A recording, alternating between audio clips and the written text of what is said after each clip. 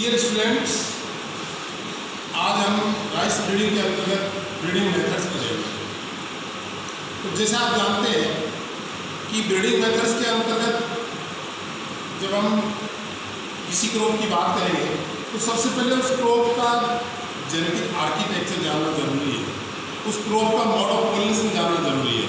तो हम राइस पढ़ रहे हैं, तो आज के वीडियो में मैं आपको राइस ब्रीडिंग के भिन्न भिन्न जो मेथड्स हैं जिससे नई किस्मों का इजाद होता है और वो कौन कौन से मेथड्स हैं। तो ब्रीडिंग मेथड्स फॉर राइस, सबसे पहले राइस के बारे में जिस भी क्रॉप की ब्रीडिंग मेथड के बारे में हम पढ़ेंगे या जानना चाहते हैं उसकी सबसे पहले मोड ऑफ पॉलिनेशन। तो मोड ऑफ पॉलिनेशन में हम जानते हैं कि राइस जो है वो self pollinated crop,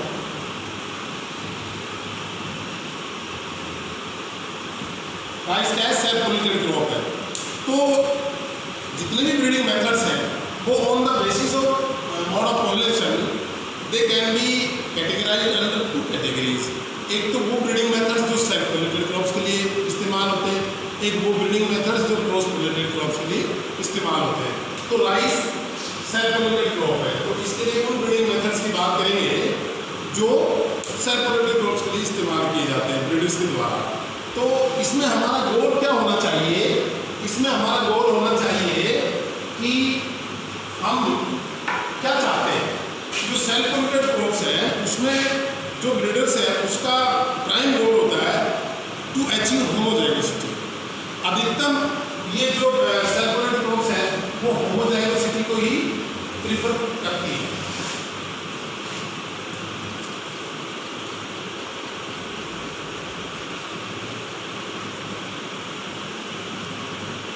So we should exploit maximum homozygosity under the rice। तो ऐसे इस प्रकार के ब्रीडिंग मेथड्स जो मैक्सिमम होमोजाइगोसिटी को अचीव करें उनका हम इसमें राइस के अंतर्गत प्रयोग करेंगे। तो अगर हम ब्रीडिंग मेथड्स की बात कर रहे थे हम अभी, तो किस किस आधार पे ब्रीडिंग मेथड्स को हम कैटेगराइज कर सकते हैं, ब्रीडिंग मेथड्स को किस आधार क्लासीफाई कर सकते हैं। Number 1 mode of pollination, mode of pollination. Number 2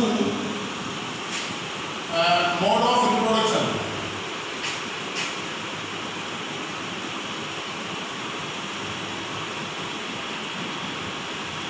number 3 जीनेशन। Number 4 breeding objective. तो ये वो कंपोनेंट हैं जिनके आधार पे आप ये तय करते हैं कि पर्टिकुलर किस क्रॉप में कौन सा ब्रीडिंग मेथड्स अपन इस्तेमाल कर सकते हैं। एक और तरीका है ब्रीडिंग मेथड्स को क्लासिफाई करने का कि ब्रीडिंग मेथड्स को कैसे हम एक और प्रकार से क्लासिफाई कर सकते हैं। तो उसके अंतर्गत हम देखते हैं कि ब्रीडिंग मेथड्स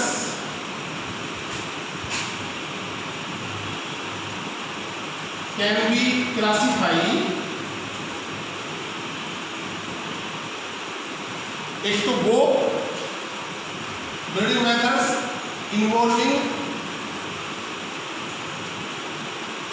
हाइब्रिडाइजेशन,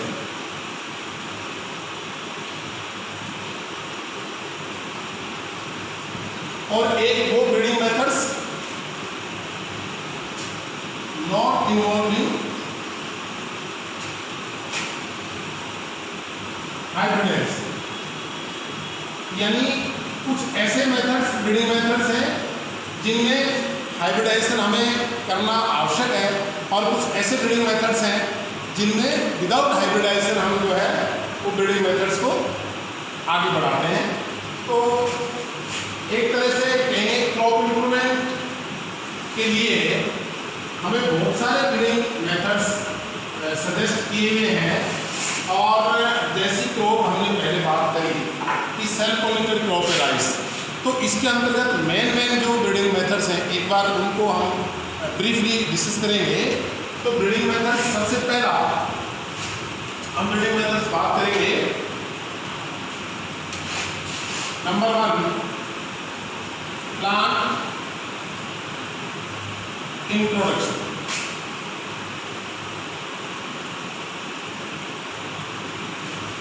नंबर 2, हम बात करेंगे सेलेक्शंस। नंबर 3, हम बात करेंगे हाइब्रिडाइजेशन।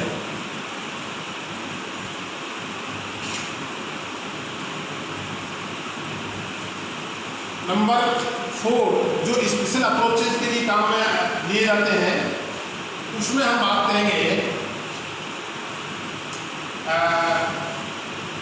जैसे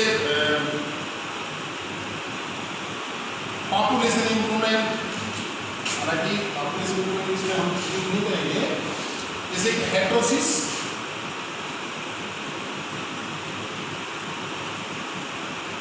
जैसे कि म्यूटेशन ब्रीडिंग,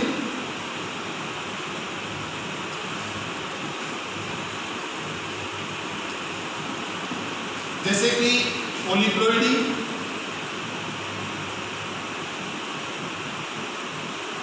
जैसे कि ट्रांसजेनिक ब्रीडिंग,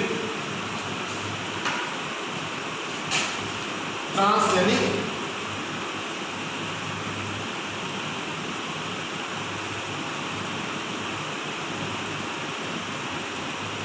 ब्रीडिंग।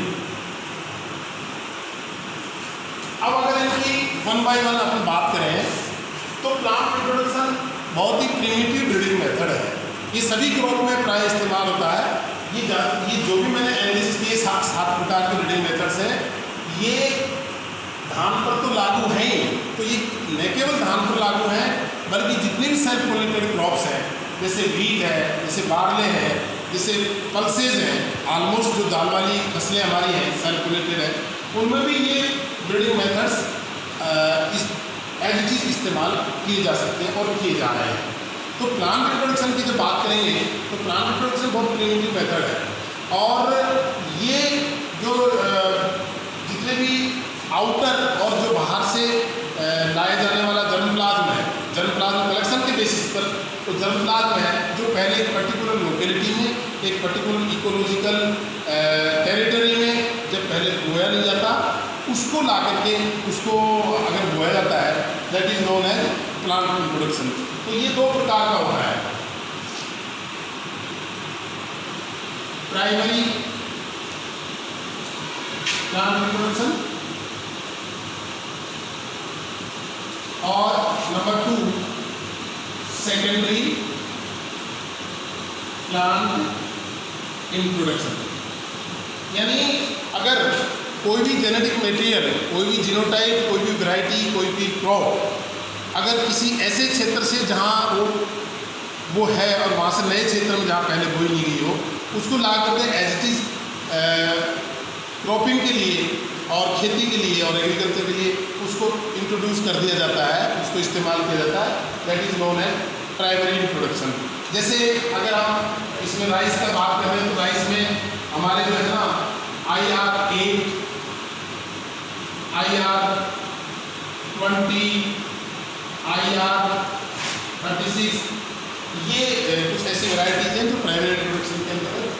फिर सेकेंडरी इंट्रोडक्शन क्या है? सेकेंडरी इंट्रोडक्शन का मतलब ये है कि कोई भी वैरायटी उसका इम्प्रूवमेंट करके, जेनेटिक इम्प्रूवमेंट करके, whether on the basis of some desirable selection from that particular genotype or variety, or that particular genotype or variety can be used as a parent for breeding program, for hybridization, for developing a new variety.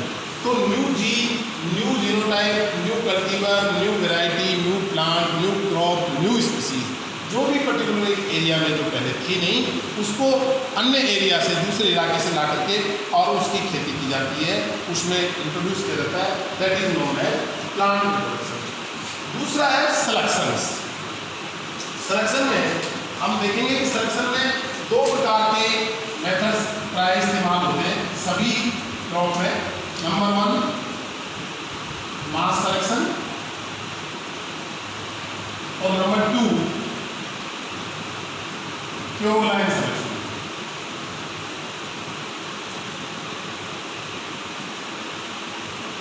तो मास selection generally, अब चूंकि मैं एक listing की है तो आपको बताने के लिए जरूरी है, बट मास सिलेक्शन का राइस में बहुत ज़्यादा उपयोग नहीं है। जो राइस सेल पोलेटेड क्रॉप है, जितनी सेल पोलेटेड क्रॉप्स है उसमें प्योर लाइन सिलेक्शन ही सबसे ज़्यादा इस्तेमाल और फिजिबल और प्रैक्टिकली एप्लीकेबल मेथड है। तो मास सिलेक्शन में तो फिनोटाइपिकली बेसिस पर उस डिजायरेबल प्लांट्स का सिलेक्शन करके उसका सीड कंपोजिट किया जाता है और वापस अगली जनरेशन को प्रोसीड किया जाता है। और ऐसे दो या तीन जो ब्रीडिंग साइकिल्स के बाद में वो एक वैरायटी तैयार होती है। हालांकि सेल पोलेटेड क्रॉप्स में ये केवल प्योर लाइन का शुद्धिकरण करने के लिए इस्तेमाल होता है। प्योर लाइन सिलेक्शन क्या है? It is the isolation of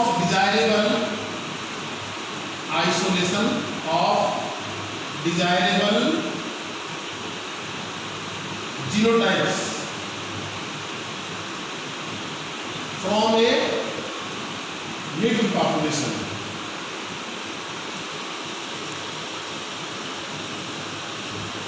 यानी जो भी एक मिक्स्ड पॉपुलेशन है, चाहे वो जर्मप्लाज्म कलेक्शन के आधार पे हो, चाहे वो इंट्रोडक्शन के आधार पे हो, चाहे वो ब्रीडिंग मटेरियल हो, चाहे वो प्रोसेस और हाइब्रिडाइजेशन करने के बाद का जो सेग्रीगेटिंग पॉपुलेशंस हो, उन सब में अगर कोई एक मिक्स्ड पॉपुलेशन है, उनमें से डिजायरेबल टाइप्स के जो प्लांट्स हैं उनका सिलेक्शन करना ही, और उनका इंडिविजुअल सिलेक्शन करके और इंडिविजुअल प्लांट प्रोजनी का सिलेक्शन करना ही प्योर लाइन सिलेक्शन है। प्योर लाइन क्या है ये अपन जानते हैं। प्योर लाइन क्या है? एक सिंगल प्लांट की progeny. What is pure line? Pure line progeny of a single plant, एक सिंगल प्लांट की प्रोजनी, और वो प्लांट कैसा है ये इंपॉर्टेंट है। वो सेल्फ पोलेटेड हो और होमोजाइगस हो। यानी एक ऐसा पौधा जो सेल्फ पोलेटेड है, होमोजाइगस है, उस एक प्लांट की कंप्लीट जो प्रोजनी है that is known as pure line. तो इस प्रकार से प्योर लाइन सिलेक्शन का इस्तेमाल भी इसमें राइस में होता है। फिर अपन बात करेंगे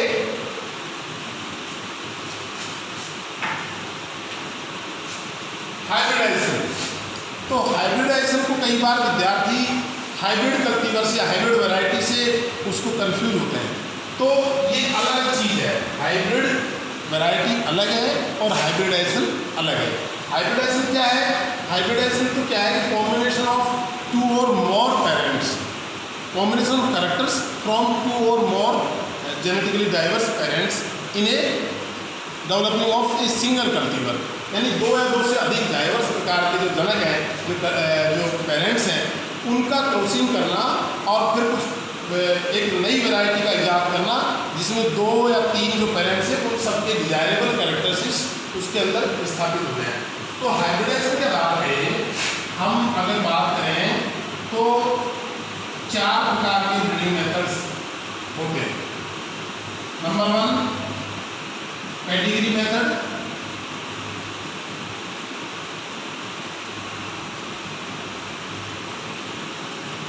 नंबर 2 बल्क मेथड,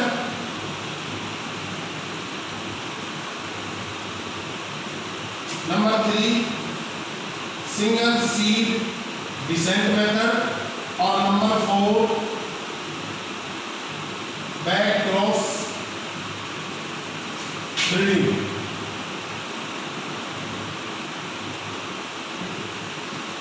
यानी कि ये जो हाइब्रिडाइजेशन है क्या, ये चार प्रकार के मैंने मेथड्स आपको बताए, pedigree, bulk method, single seed descent method और बैक क्रॉस मेथड।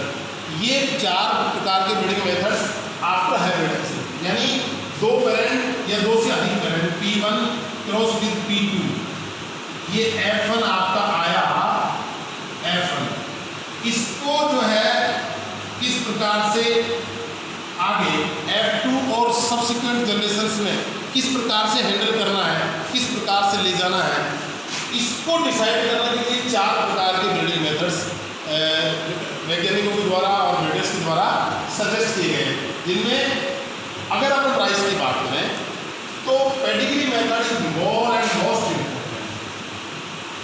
आप ये मानिए जितनी भी ब्रीडिंग वैरायटीज हैं राइस की, धान की, उनमें हमारा पेडिग्री मेथड से ही जो प्योर लाइन्स या होमोजेगस लाइन्स डेवलप की गई है वही वैरायटी इसमें कल्टिवेबल है और अंडर कल्टिवेशन चल रही है। और इसका जो है बल्क मेथड का कोई बहुत ज़्यादा उपयोग इसके अंदर नहीं किया गया है, सिंगल सीड डिसेंट मेथड का भी कोई बहुत ज़्यादा उपयोग नहीं है। हालांकि इसका जो है ना एक रूपांतरित जो प्रयोग है वो है RGA,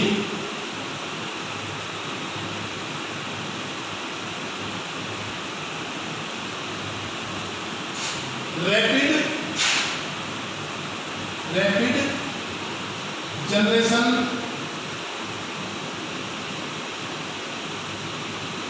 एडवांस। एक ये अपने इरी में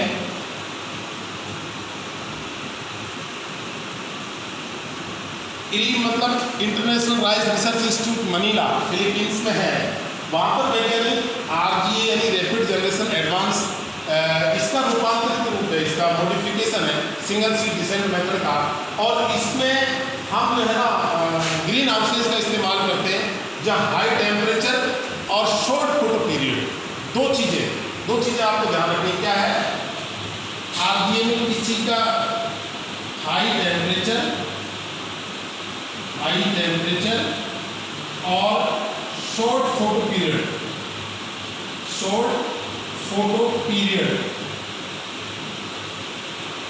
ये कंट्रोल्ड वे में ग्रीन हाउस में संभव है। इसलिए कंट्रोल्ड वे में तो इससे क्या फ़ायदा होगा? इससे फ़ायदा ये होगा कि एक जो ईयर है, एक साल है, उसके अंदर हम 2 या 3 जनरेशन ले सकते हैं।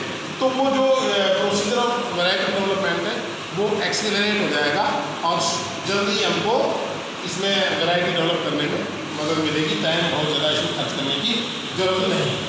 तो इसी प्रकार से बैक क्रॉस ब्रीडिंग है। तो बैक क्रॉस ब्रीडिंग में हम ये देखते हैं कि कोई पर्टिकुलर डिजीज, कोई इंसेक्ट रेजिस्टेंस या ड्वार्फनेस, जो बोनापन है, इन सब के लिए पर्टिकुलर एक डिजायरेबल कैरेक्टर है जो एग्रोनॉमिक अदरवाइज एग्रोनॉमिकली जो फिट वैरायटी, एग्रोनॉमिकली जो डिजायरेबल वैरायटी है, जो एडेप्टेड वैरायटी है, उसमें एक पर्टिकुलर जो कैरेक्टर है वो लेकिंग है, उसमें उसका कमी है। उसको पूर्ति करने के लिए बैक क्रॉसिंग मेथड से हम ये डिजीज और इंसेक्ट रेजिस्टेंस या ड्वार्फनेस का हम कर सकते हैं। तो मेनली तो पेडिग्री मेथड को हम इसमें एक अलग क्लास में आपको केवल पेडिग्री, आज हमने आपको ये बताने का प्रयास है। हेटेरोसिस ब्रीडिंग का मतलब ये कि उसको एक्सप्लॉइट करना है, उसके हाइब्रिड लीगर को एक्सप्लॉइट करना है। जो भी क्रॉप है और जो पेरेंट्स हैं उन पेरेंट्स को सेलेक्ट करके और उनमें क्रॉस करा के जो एफर है हाइब्रिड वैरायटी, हाँ हाइब्रिड है, हाइब्रिड कल्टीवेटर, इसका मतलब यही है एक तरह से हाइब्रिड कल्टीवेटर या हाइब्रिड वैरायटी। तो आपको समझ में आ गया होगा कि हाइब्रिडाइजेशन और हाइब्रिड कल्टीवेशन कर सकते हैं। और इसी प्रकार से म्यूटेशन ब्रीडिंग, तो म्यूटेशन ब्रीडिंग में पर्टिकुलर कोई कैरेक्टर को रेक्टिफाई करना हो तो उसका अपन वो कर लेते हैं। और इसी प्रकार से पॉलीप्लॉइडी, इसमें भी हम केमिकल ट्रीटमेंट देते हैं।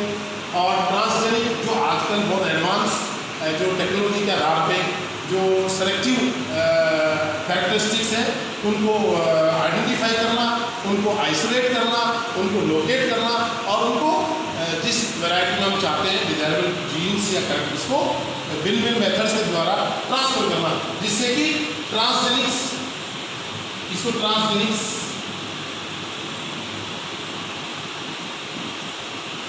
तैयार करते हैं। तो ये सारे ब्रीडिंग मेथड्स न केवल राइस में बल्कि जो भी सेल्फ प्रोड्यूटिंग क्रॉप्स है उसमें हम इस्तेमाल करते हैं। तो कुल मिलाकर के ये है कि पेडिग्री मेथड का इस्तेमाल सबसे अधिक इसमें हो रहा है। और हाइब्रिड जो राइस है, जो AVR सिस्टम है, उससे हाइब्रिड राइस भी प्रोड्यूस हो रहा है, चाइना में भी है, इंडिया में भी है। तो इन 2 टॉपिक की बात हम अगले वीडियो में करेंगे। आपने भी, मैं समझता हूँ आपको कुछ समझ में आया होगा। और फिर भी इसका जो फीडबैक है आप मुझे अपने व्हाट्सएप पर मैसेज जरूर करें। धन्यवाद।